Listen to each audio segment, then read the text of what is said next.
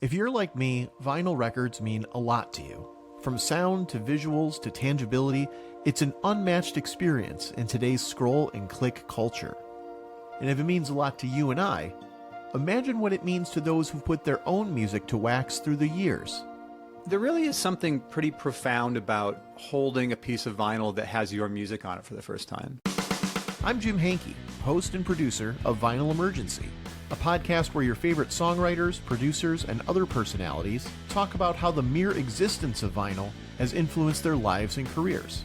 People like Roseanne Cash, Oscar nominee Michael Shannon, Hozier. I remember falling in love with Hal & Wolf's The London Sessions. Adam Duritz, Ben Gibbard, Lisa Loeb. As I was going through my records, I didn't realize I forgot I had Andy Warhol sign it. Plus members of REM, Tom Petty and the Heartbreakers, Run DMC, and more. The arts succeeds where politics and religion fails. Vinyl is more than just the music that's on it. It's also the memories, legends, and science that made it in the first place. Streaming will never kill the true record makers. You can't stop thinking side one and side two, even if the world doesn't care. It's in their blood. Find Vinyl Emergency on your preferred podcast app today and give us a follow on Instagram at Vinyl Emergency.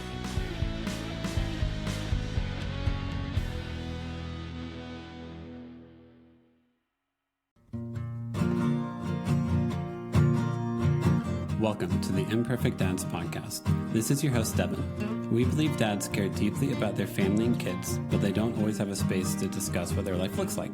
Our podcast is a space for dads to discuss the ups and downs of fatherhood and how they feel like they're holding it together or how they're not.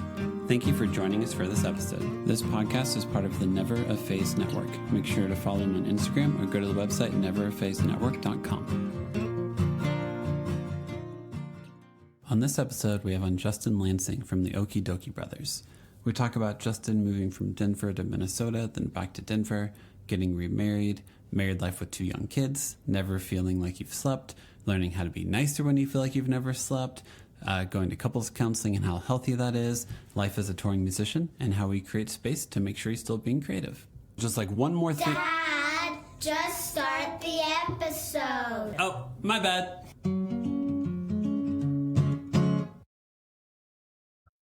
Hey, how long have you lived in Denver for? I think that was the question I asked you before we sidebarred a little bit. So, hey, Justin, welcome to the podcast. Hooray. Great to be here, Devin. I grew up here in Denver, but I moved away for college, and I went to New York City after that, and we started the band, the Okee Dokee Brothers, back in Minneapolis. We, that was let's see, 2010 or something. And I moved back here after a little divorce in 2018 or 17 or so, 17, I think. So yeah. And, it's been really good ever since. I love it here, and got remarried and then had kids. So. Okay. Did you have any kids from your first marriage, or did you not become a dad until your second marriage? Yeah, I just became a dad 4 years ago. Okay. Thank goodness. The having kids involved with that one would have been really complicated, especially because it was like across the world. Okay. She lived in Nepal, and I wanted to be here. And so, yeah, that would have been very complicated, sending kids across. Talk about it. Talk about an imperfect situation. Yep. You know, it's really fascinating to me. Like growing up, I like the divorce and all that was always like a mystery to me. Of like, what does that look like? And like now doing this podcast, just being a human, I know a lot of people where like their second marriage is whenever they had kids, and it seems more like, hey, this is better for everyone. And like it's still, like I used to host this with a friend, and he was that story. He had a marriage, and it didn't work out the way they thought it would. And then he got remarried and now has 2 kids, and like beautiful life, perfect. Everyone's better, but it's fascinating to see where you end up. Yeah. Yeah. And I think, the going through that divorce it's amazing how much you learn and how much you change and try harder the next time, maybe, and maybe look things more in the face and be more honest with yourself and your partner. And I mean, doesn't make it any easier. It's still hard to raise kids and be a good partner, but we're doing it. We're all right. We're figuring it out. How many kids do you have, and how old are they? Yeah, so I got two. One is 3. That's Woody, and he's so he's 3, and then Juniper is 1. So they're really little. I'm like in the throes of still, waking up every night, and that's what a lot of our family conversations are all about. Yep. What do we do when they wake up? Do we bring them into our bed? What's like comforting, and how to manage what's best for the future of them? And I don't know. It's tricky right now. We're always kind of like every day we're talking about what happened the night before. Yep. And it's all like a fever dream. Like you wake up like, oh, yeah. I mean, I have 3 kids. I have a 10-year-old daughter, 8-year-old daughter, and 4-year-old son. And I still we leave our door open whenever we go to bed. We try to, we want our bedroom and stuff. We want to be accessible to our kids, to where they feel safe around us is our hope, our intention. And I still I feel like we wake up every morning. It's like, so what combination of kids? Like one might be sleeping on the couch in our room. One might be in between the two of us. One might be on a different couch. And we're just like, okay. Yeah. The ideal is they all wake up in their own beds. How realistic is that on a regular basis? Yeah, no kidding.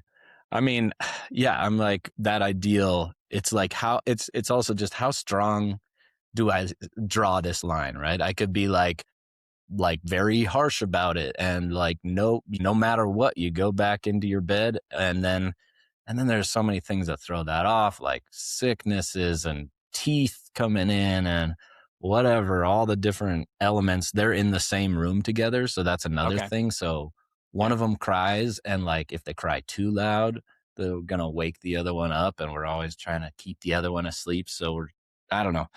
Ooh, man. It's the conversation of our week, maybe month, maybe year. Yep. You're gonna just go ahead one day. You're just gonna put a cot in the room, and you'll just take shifts. Like, okay, who's gonna fall asleep in here tonight? Yeah.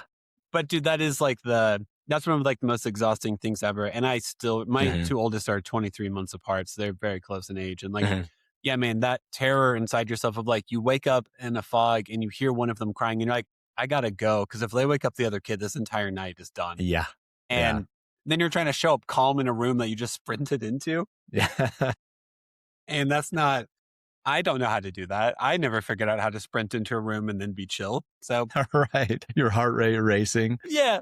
I know. Well, and like you said, the fever dream thing is we, whatever happened the night before, we see each other, my wife and I see each other in the morning, and we're like, sorry about whatever happened in that fever dream. Basically. Just know I'm not trying to be a jerk. I might have been a jerk, and just 3 a.m. me is not the nicest me. And please give me some grace. I'm trying. Yeah. Yeah. That's the trick, because you gotta be all calm through the whole thing, and whatever. It's tough. It's real, man. It's real life, and anyone who's been a parent and has little kids is or has had them is oh, dude, no, it's a lot. And I think being a parent just makes you realize how many areas of your life you just need to be a little bit nicer, give a little bit more grace, and be a little bit more understanding. Because yeah, man, if that's 4 nights of your week, by night 5, I don't expect you to be nice. You're exhausted. So yeah. I get it. Yeah.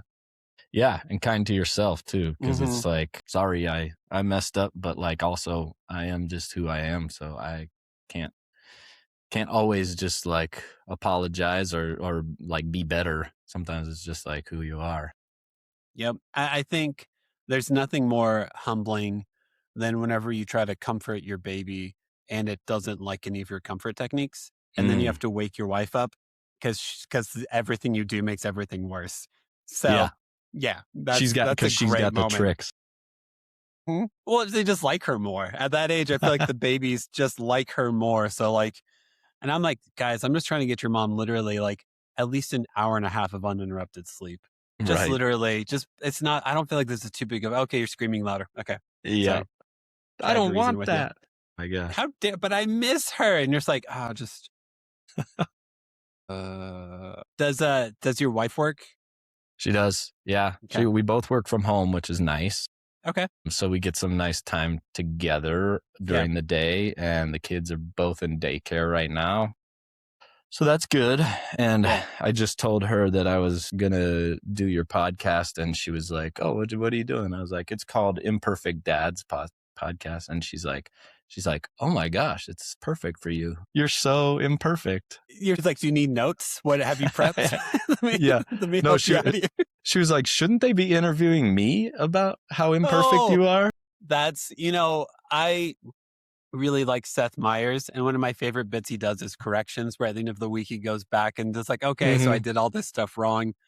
I have thought about doing that where I have the wife on and I'm like, or the partner, and I'm like, okay, tell me how it really happens at bedtime. Yeah. What does Justin really say at 3 a.m. to you? Just tell me that. You could run back the film and like cut in and be like, okay, let's just let's just see splice it in.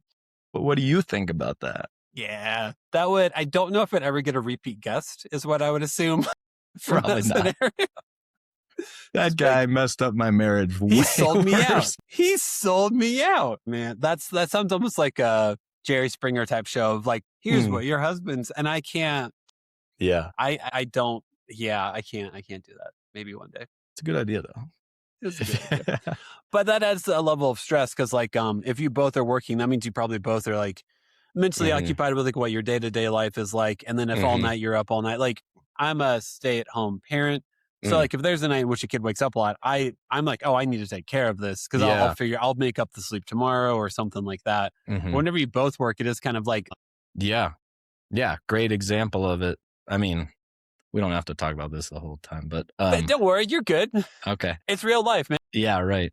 I mean, so on Sunday, I played a show with Joe here in Denver, with the Okee Dokee Brothers. I don't know. Are we talking Okee Dokee? We can a little bit. I mean, listen, I'm going to tag Okee Dokee in it, and that's how I know who you are and that you exist. So yeah, Okee Dokee Brothers. Yeah, right on. So we played a show on Sunday afternoon, and then Monday morning we were playing another show.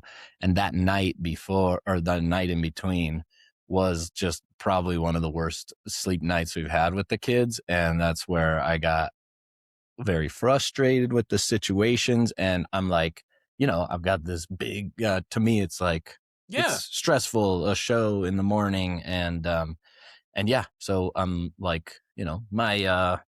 my little stressors and frustrations come out, and that's when things are tough. It is. That's how it goes. And it's because of that, because you're like, oh man, but guys, like, because are you talking about the shows where you played at like the Newman Center at Denver University? Yeah. So you're like, I'm playing a performance hall in 5 hours. Like, and I need to perform. I need like to like 900 kids. Yeah. I mean, every job has some level of performance to it. That's part of a job. But like yours is a literal entertainment performance. Yeah. It's only an hour. And then I was able to come home and take a nap. I'll admit that. And then she's working too. So it's like add that on top of it. So yeah, we're going to couples therapy. Yeah. Helpful, very helpful, because we can actually talk these things out, and it gets us to learn how to talk these things out and when to be frustrated with something or when to be like, let that go. The more we practice that, I think the better we get. And I mean, we've only been going like a couple 3 months, but man, it helps, I think. Yeah, it does. I think, because there's some reality of like the phase of life you guys are in right now is just exhausting. It is.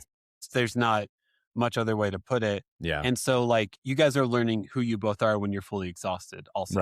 Right. And I think to me, like therapy, couples counseling, anything like that is like just someone to be like an observer, someone to be like, hey, here's the patterns I see. Here's how I see you guys communicating to each other. Yeah. I bet this isn't how you want to communicate to each other. So just like, here's how to learn about who you are when you're in this headspace, and not let it destroy you, because it can. Yeah. You know what? Our therapist does this thing where she like goes deep in on each one of us. Like, all right, let's just like forget your perspective for now. And let's just talk. Let's just like think about like where you're coming from with all your history with where you're at in that moment, and your childhood wounds, and your like parents, and all these things. And and it's like the other person gets to see the depth of that like feeling, and then you're like, I get where you're coming from now. Mm-hmm. And then we go to the other person, and it's like, that's why those clashed. And it's like, it's really helpful. We always seem to come out with like, I love you so much more because we know where each other's coming from. It's huge. So, but at 3 a.m. you're not going to discuss that. Nah. At 3 a.m. I don't get her perspective at all. You don't even get your own perspective. You're just like, make the kids stop. Make the kids stop. How do I do this and not damage everything in the process? Yeah, no kidding. Calmness, just like be calm. That's the only thing you can do. Try. I think the phrase that we learned from like therapy is like the format is, when this happened, this is how it felt. As opposed to like, just I'll try to eliminate all of the accusing, fault blaming sentences. Just be like, hey, when this happened, when you yelled at me, whenever you seemed short with me, this is how I felt in that moment. And it might be, I felt like I was a little kid again and my dad was mad at me. So then I went inward and didn't know how to express anything else and just stopped talking. And you're like, whenever I said that, I was just really freaking tired. Now that I know whenever I act like that, here's what your nervous system realistically does to you. Yeah. Will now I'm going to not, I still have a role to play here. How personally I take it is different. Cause I was like, I put you in this mode. I don't want to put you in that mode because I love you. Right. So how do I, because all of us are trying to undo our own childhood wounds and own childhood, like BS, realistically. As long as both parties are trying to come towards each other and do love each other. Cause I mean, I think, I don't know what therapists say about that stuff, but I just, there are those examples when it's not happening that way. And I've been in those relationships, and it is, that's just like, you're not gonna be able to find each other's perspective helpful in those times. But that's the key. That's sad reality. That's a sad reality of like, I assume if we're married or a couple, we're both trying to figure out how to make this better. I have a fair amount of examples of friends where they came to a point where it's like, I no longer care about making this better. And you're like, okay, I'm sorry you're in this headspace. That sucks. Yeah. It's something my dad, he just, sometimes he's able to just like put things so simply in like a package that might, maybe need some more nuance, but also like when it's so nice and cut and dry. He said, when I, with my previous marriage, he said, like, if you're not coming towards each other and someone's going the other direction, it's just not going to work. There's just no way. And it was just like, I just had to kind of see that and accept it for what it was and just be like, we need to come towards each other. And then in my next relationship, that's like the essence of what I was looking for. He had been through that too. And I see that in so many friends and relationships that are on the rocks or whatever. It's like, what the big thing is, are you coming towards each other? Are you working for the relationship, or are you kind of like, somebody's just going the other way? Yep. And that's messy as hell. And I'm glad that you guys are already talking to like a counselor or therapist, because I really do think you're in like the most exhausting years where it is easy to create wounds that fester. And so if you guys have a space in which you can like be guaranteed like, okay, we just need to talk about us, because already your day-to-day is filled with working, trying to keep 2 kids alive, and like constant freaking responsibilities, man. Yeah, totally.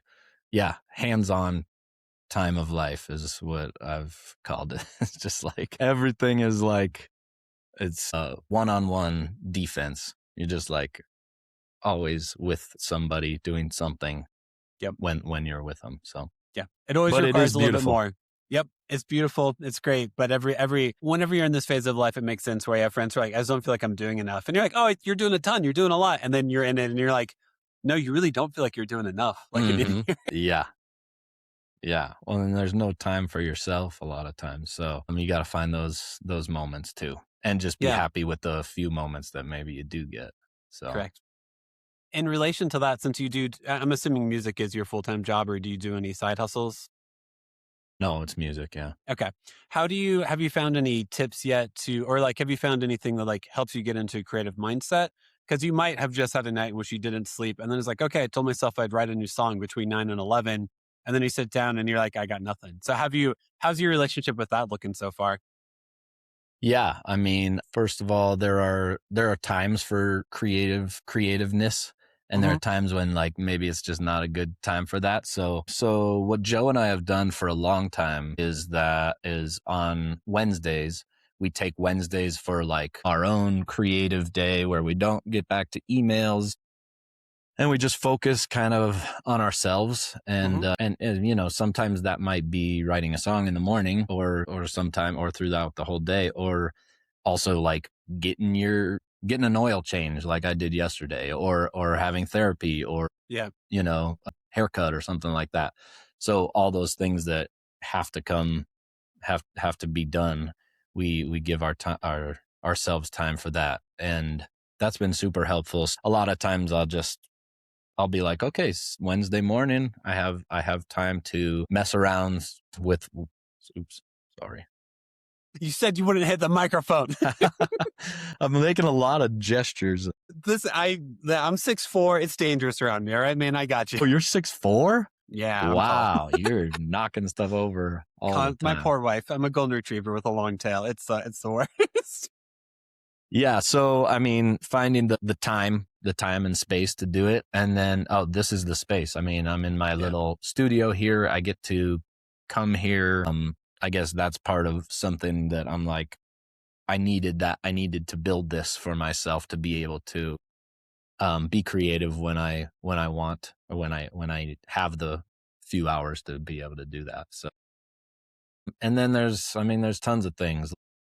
I have a songwriting group with some friends, and we push each other to write songs. In November, we tried to write a song every day, and probably wrote, 20, 22 songs, which was like hugely productive. Yeah. Some are good and some are like definitely out the door right away. But yeah, so, groups like that, friends help. And then, obviously, because I do it as a full-time job, I get a little extra space to be creative, be myself. And I'm lucky with that.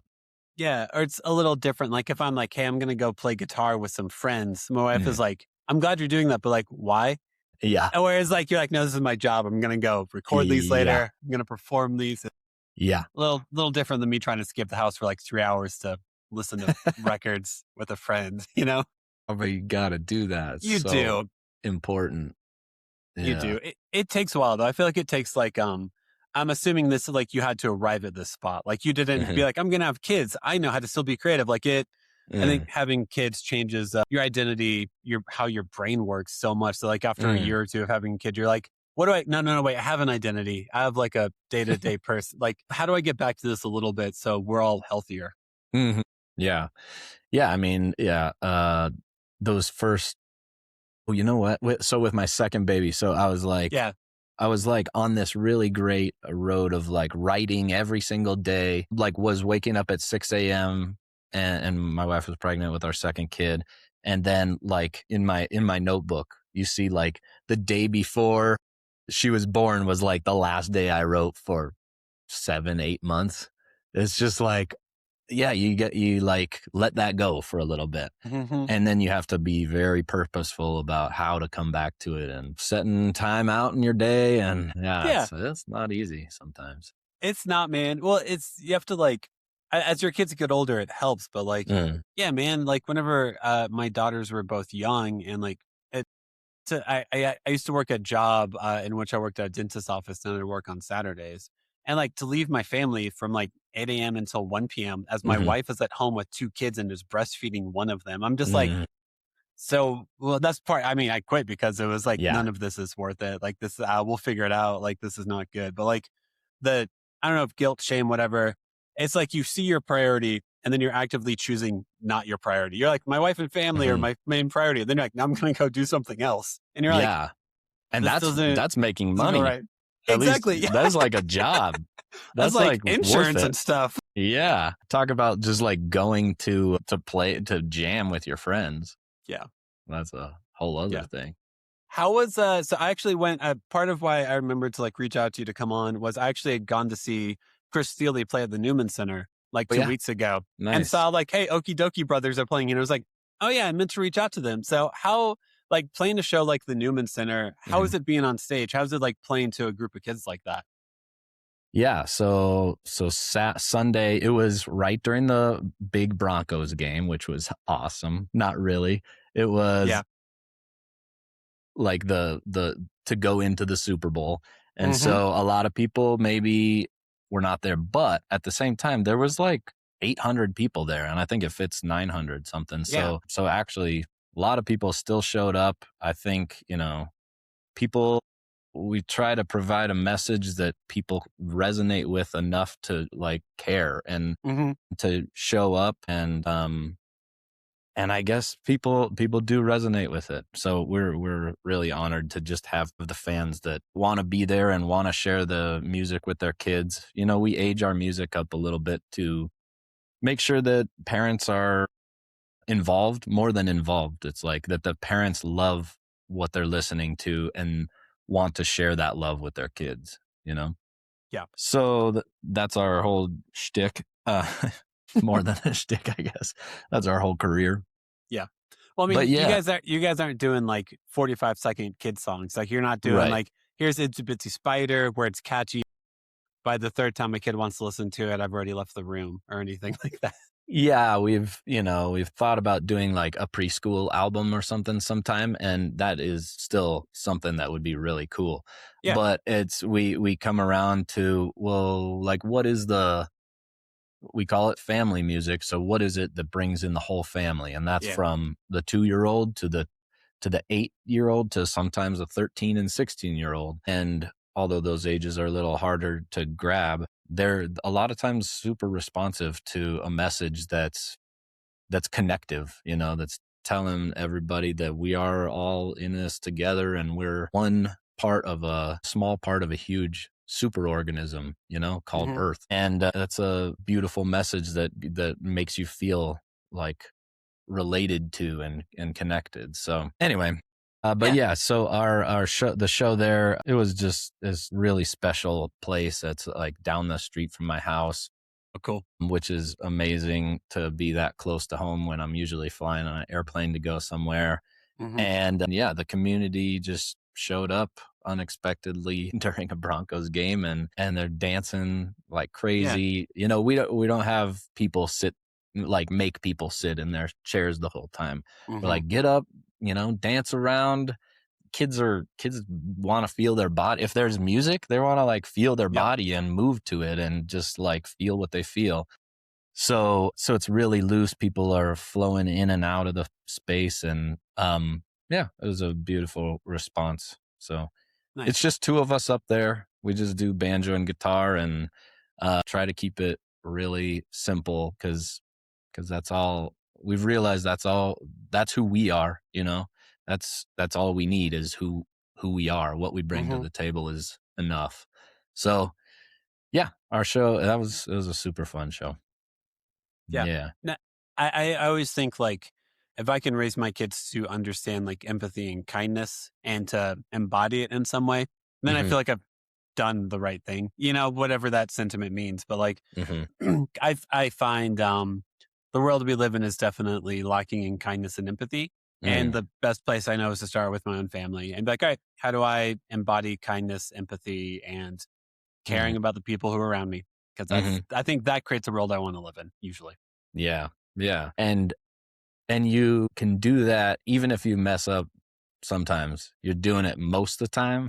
I think that's what matters. That's what I see with our kids too. It's they're so young still, but like but still, when we're like, my wife and I can get in a little argument or something and they can be around, and as long as I guess I just feel like I don't have to be embarrassed of that argument with them, as long as most of the time I'm there, showing them empathy and kindness, and also we're allowed to get angry and be annoyed or frustrated at certain situations, so showing them that too. I think that's something that I'm learning in my own journey is just like maybe I wasn't shown all the like anger, so I don't know really how I didn't know how to express it very well. Yep. So I'm trying Yep. to learn how to express it still. It's, I think, trying to teach your kids and yourself that a full range of emotions is human is extremely hard. Because similar. I don't know what to do with my anger. Whenever I'm really pissed off, I'm just like, I'm gonna go on a walk with headphones, and like that just means I'm isolating myself from everyone. Right. And like, do I let people in on my anger? Because also, like, I want to keep that door shut a little bit because I don't necessarily trust myself when I'm angry. Because I'm not used to the energy. So if I give into that energy, I'm like, what do I become? So I don't. I think letting your kids know you have a breaking point is a fascinating line to walk because I want my kids to feel safe, seen, and heard. And part of that is the stability that you embody. So whenever you let them know that things feel rocky, that it's human, but also does it affect their sense of safety is always something where I'm like, that's a lot. I'm good. Yeah, well, I know. And at 3 years old, whenever I show like a little anger towards my son, I feel like he gets scared, because he's not used to seeing that side. And that almost, I'm like, oh gosh, I made you scared. I'm like, I shouldn't do that anymore. But it's like, no, but I want you to know that I can get angry and it's okay. Like, and you will be okay from seeing a little bit of anger. So, but also when your son writes if you're like, hey man, I'm going to give you this marker and like color here. And then they go color anywhere else and they color everywhere. And then you walk in, you're like, what did I tell you? And then they get scared. You're like, but I'm mad. I set expectations. And so it's human. Yeah. Or last night it was, we were cooking and my son, he's so little, but he's up there like kind of helping me cook, which I love it. And he has a good time with it usually too. But he just like grabbed the top of the pot and I freaked out. I'm like, what are you doing? Like, careful, not to touch the pot, the top of the pot. And like, I thought it was really hot. There was like steam coming out. I touched it later and it like wasn't that hot, but he's like freaked out and went crying. And he's like, I'm not cooking with you anymore. Why would I? But I've been there, man, where, it's like even a kid trying to cut something with like a butter knife. I'm like, put your fingers back. Like, I'm like watching them. I'm like, put your fingers back here. No, like knuckles out, like all this stuff. And then like, I think then like something vaguely happens. I'm like, what didn't I tell you? And it's like, this is part of learning, man. Like, I don't want them to also touch a hot pan, but like, it's part of it. So I don't. Yeah. Come on. I just thought he like really burnt himself. And then absolutely. Like, oh my God. Yeah, but it was more just, it was because I freaked out that he freaked out. Well, because in that moment, like you're also like, you're trying to have a fun, sweet moment with your kid and you're responsible for everything that happens in that moment. And like, so rule number one is like, no one get hurt. Like, that's like besides having fun, like this not create a scar that you live with for the rest of your life. Yeah. So if you think that moment just happened, of course you can be like, God, I thought I was avoiding this. Yeah.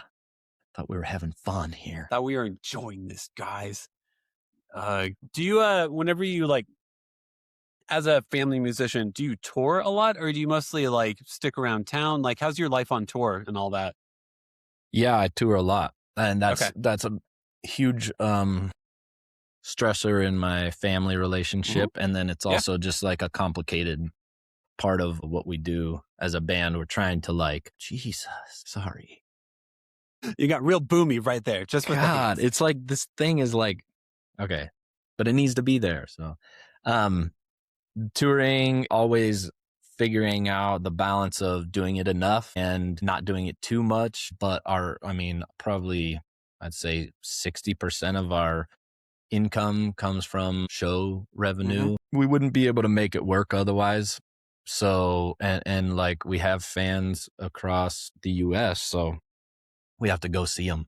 And performing concerts is like what a musician does. And we love it. I mean, like it's the best. The travel is the hardest.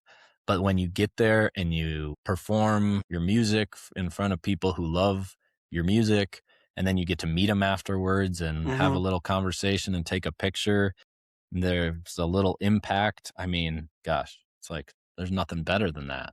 Yeah. But it's hard. It's hard to leave our families right now. in this age.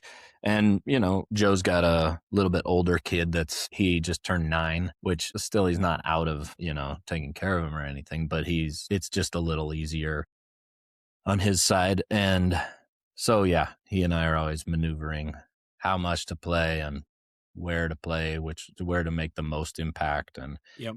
yeah, it's tough, but yeah, it's great. We love touring. Yeah.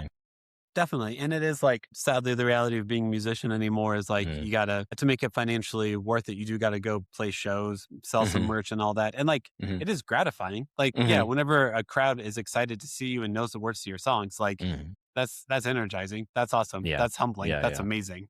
Totally. We're so honored to be in the place we're in. So, you know, it's always remembering that and being humble enough to just say like, yeah, we do need to get out on the road and that, you know, there's hard things to every job, and like it's still a really amazing thing, a part of our job, but the hard part is the actual travel and the leaving the family. And but as a family, we're always working on that too. We're just figuring out what's best. I would assume it's kind of like a constant negotiation where you're kind of like, all right, this month I know I need to play a couple shows. Do I do a weekend? Do I do weekday? Like, how do we make this worth it? And I think the reality is it probably changes every week and every month for you guys of like what's worth it to do this month. Yeah, totally. Yeah, it's always tricky. I mean, Joe and I talk like a couple hours every day and figure out these types of things. Like, what do we want to put our effort and sometimes money into? And it's good. Like, thank goodness we have each other to bounce stuff off of. If that was me, like, I don't know, trying to figure this stuff out by myself, or if I was leading maybe I was the head of a band and there's like 4 other people or something, it'd just be so hard not to have somebody to bounce this stuff off of. Yep. So we've always had this thing of like the duo is such a perfect fit for us. You know, we talk about it like there's the story of two. Like there's like the story of one person. It's kind of like a myth that there's like one hero, you know, like like, you know, let's say like Bob Dylan or something like that. But really there's like all the people that were behind him that helped him along, or like Warren Buffett. Like he seems like he's the main like genius, but really that was his buddy that was like always there with him. So anyway, we always talk about it like that. We're the power of two. Yeah. So which one of you is Jordan and which one's Pippen? Or should I say, which one is Jokic and which one is Jamal Murray? That's, I guess, the more appropriate. Nice. I'm a big Nuggets fan. So, man, Jokic gets all the praise, that's for sure. But Murray, man, if Murray's not on his game, it's not different. Or is one of you Christian Braun? That's what No. Yeah, I guess I'm the white guy, the little white guy. Yeah. Little big buddy and little buddy. That's right. But how I end every episode is ask every guest a series of 5 questions. They're pretty straightforward. They're pretty fun questions. They aren't too crazy. If I should have already pulled these up.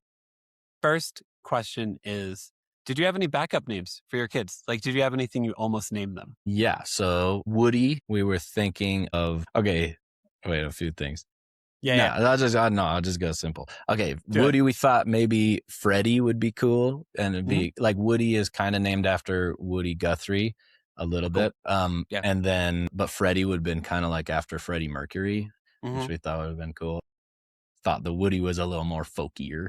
It is more appropriate for us. And then Juniper, we kind of just like thought Juniper right away. Yeah, I don't think I have one for that. Sorry. We almost named our daughter Juniper. Cool. We did plant names for all of our kids. So we did like Holly, Magnolia, and Josh. So they're all trees. Joshua tree. Amazing. Yeah. That's great, Josh. We had a friend who named their daughter Juniper like 2 years before. Like yeah. So we were like, well, if we take Juniper, then we're copying them. Yeah. And how dare they have kids like 4 years before us? Now, I think Juniper is like very pretty. And if your daughter grows up drinking gin, it'd just be appropriate. I know. Well, she have to, I think. It's like you're born into it, right? You're born into it. You have to. Next question. Do you have a favorite TV or movie dad, or one that comes to mind first whenever asked that question? Yeah.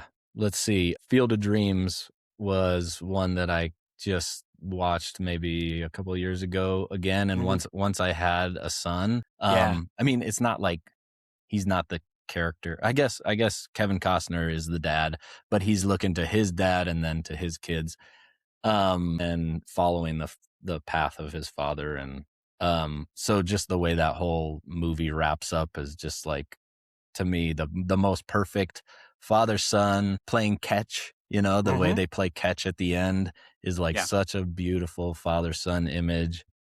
And the way he's searching for him the whole time, and he doesn't even know that he's searching for his own dad, but then he does. It is him in the end. Yeah. It was really powerful. It really hit me a lot, like especially with the dreams and like, it's just all so integrated into fatherhood. Yeah. So I haven't rewatched that as an adult who has kids, but it does seem to be like one of those where you would have watched it as a kid and been like, oh, this is kind of fun. I guess it's about baseball, as your dad cries in the corner. And you're like, what's wrong with that guy? Yeah, man. I highly recommend you watch it again. Okay. With kids, it's just like, wow. I like, they really bring it around. That's cool. It's like, great movie. Next question. What's your go-to replacement curse word? I know your kids probably aren't repeating your words too much, but if you feel a need to curse, someone cuts you off in traffic, do you say the curse word or do you come up with a different sound? I'm still saying the curse word. Most common answer. Really? Just so Okay. you know. Yes. But my favorite is whenever I say, can I say a word? Mm-hmm. Whenever I say damn it, or like I say that, and my son, he takes it and he uses the same inflection, but he says bandit, which I'm like, there you go. Bandit. Nice. He's like, oh, bandit, you did it again. That's awesome. Wait, Yeah. I'm glad your son censors himself. He's ready. He's ready way beyond me. That's awesome. Next question. What's like your favorite kids toy or activity to do with your kids? Let's see. Toys. I don't know. One thing that I do that always seems to feel good afterwards, I'll say that, is we come in here, Woody and I come in here. This is my little studio space. You can see my drums and I've got little keyboards and stuff over there. I put him on this little microphone here and like he goes through the PA system and it echoes like crazy. So every time he says like that, it's like that. Yeah. And he's got a little ukulele and we just mess around. We just get a little goofy, and I love watching him get crazy because it's like this is the time and space for it, and he, it shows me that he's really comfortable to be to get weird with me, and so I think that's my favorite. That's cool. Yeah. A good mic with reverb is like to a child, they're just like, oh my gosh. Yeah. What is this? One, is this what my voice sounds like? And two, there's so much of it. And it's I know, watching I really their face turn is it so up. cool. That's awesome. Yeah. And then last question. Since you got like younger kids, what's like a moment of your kid's life you're most excited to see them like be a part of? Like, what is there like a phase of life where your kids are like, oh man, I can't wait until they enter into this phase of like life and their journey? I have like a not very deep answer. That's cool. Like youth soccer and t-ball. I'm really excited for to just watch my son and daughter play. Just get out there and like run in a little pack around like this with following the ball.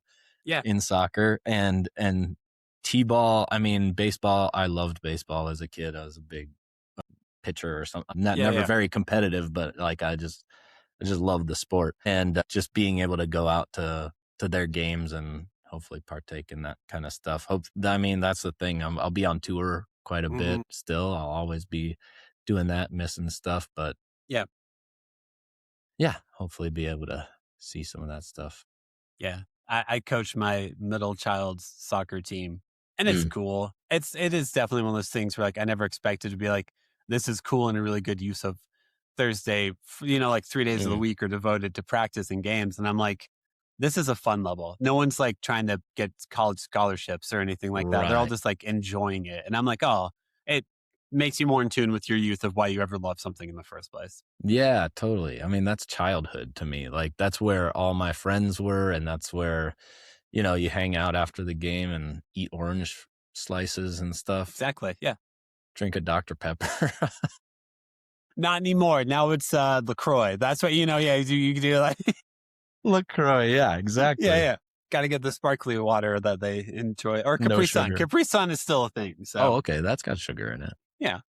And then last thing for you is just like moment for self-promotion. If you want to find your music, if you're going on tour, all that good stuff.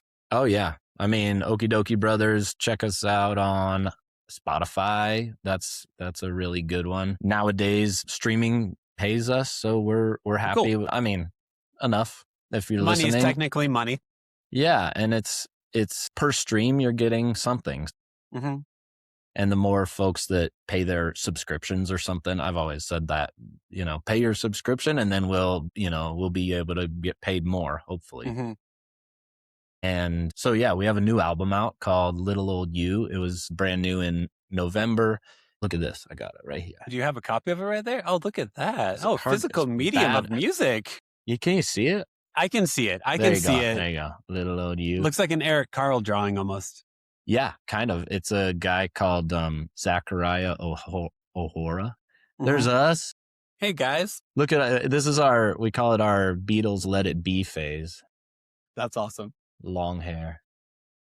So yeah, some good songs on there, we think, and they were recorded right here in this studio. And like I said, it's just banjo and guitar, kind of like understanding that we have all that we need right there inside of us to make a record, and that's what that record sort of sounds like. So yeah, That's awesome. yeah. Other housekeeping thing is that whenever I lived in Nashville and did this podcast, I would make a baked good for every guest who came on. So I owe you a baked good, just so you know. Well, especially since we live in the same town. So yeah, Pearl Street. You were just here yesterday. Yeah, just yesterday. My son was at pre-K, and I looked up. I was trying to be like, all right, man, I want to go to like a coffee shop I haven't gone to in a neighborhood I don't explore too often. Yeah, and found the espresso bar. And was like, okay. And then I started walking around and I was like, dude, I know I've seen South Pearl Street as like a thing, but like I've never wandered it. And like, the Denver Folklore Center, I can't go in there. You gotta be careful. I can't trust myself. I already have two tailors, but still, what about a third? What if they're both lonely, Yeah, what if you need a Martin here or there? What if I need a Martin? Like they're Martins. And I always love like music stuff because like I wanted a tailor for the longest time, and now I have one. Well, there's one of them. There he is. And now I'm like, but like Gibson hummingbirds are really pretty also. And I'm like, Devin, you don't even play. You just strum around the house. Calm down. You don't need to do this. But they're so pretty. They're so pretty. They're so pretty. Once again, I need my wife and my bank account to like me. Right. So I just stay away from the $3,000 to $4,000 purchases. Oh my gosh, that place. Well, so I got my first and current banjo there. Mm-hmm. I've always loved that place. It's like legendary Denver folk place. Yeah. So I always like to promote it. That place is amazing. Mm-hmm. So, and let's see. Yeah, I go over there all the time. I'm just like, I hang out, just like bring my son in there. I'm like, don't touch too much, but let's strum this little guy. They're great. That's over awesome. There. They take care of you. That's cool. It seems like it. Once again, I'm still going to try to stay away just for the sake of my marriage. And maybe kids need to go to college eventually. I'm not really sure. Right. But if you ever need a partner to go like convince you of anything, like maybe say you have $1,700 in your pocket. Yeah. Burning a hole. And you need somebody to convince you to spend $2,500. Okay. Yeah, because that's realistically. Also, I only know extremely basic chords on banjo, and I taught myself them like a decade ago. So I don't think I remember them anymore. So I need to buy a banjo so I can I have to prove to myself if I can remember 3 chord formations. Yeah, that's worth $700. That's worth $2,000. That's worth $2,000. Yeah, $2,000 is more like it. $2,000. That's fine. Yeah. But yeah, man, that's all I got for you. And I really appreciate your time. Thanks for being willing to do this. And this is awesome. Yeah, be in touch, man. We're in the same town, so let me know if you need anything. I'm around. We'll do. Same here, man. Yeah. If you got any shows going on, anything like that, I always do my best to come out to see them and just meet up and say hi, you know? Sweet, dude. Sweet. Have Thanks, a good Devin. afternoon, Justin. Yeah. Talk to you later. Bye.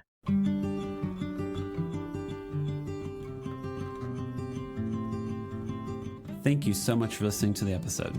Make sure to follow us on Instagram, TikTok, and YouTube at the Imperfect Dads Podcast. And make sure to give us 5 stars wherever you listen to us. Music, editing, and production is all done by me. Make sure to tune in on Mondays and most Thursdays for new episodes. This podcast is part of the Never Efface Network. Make sure to go to nevereffacenetwork.com to learn more about them.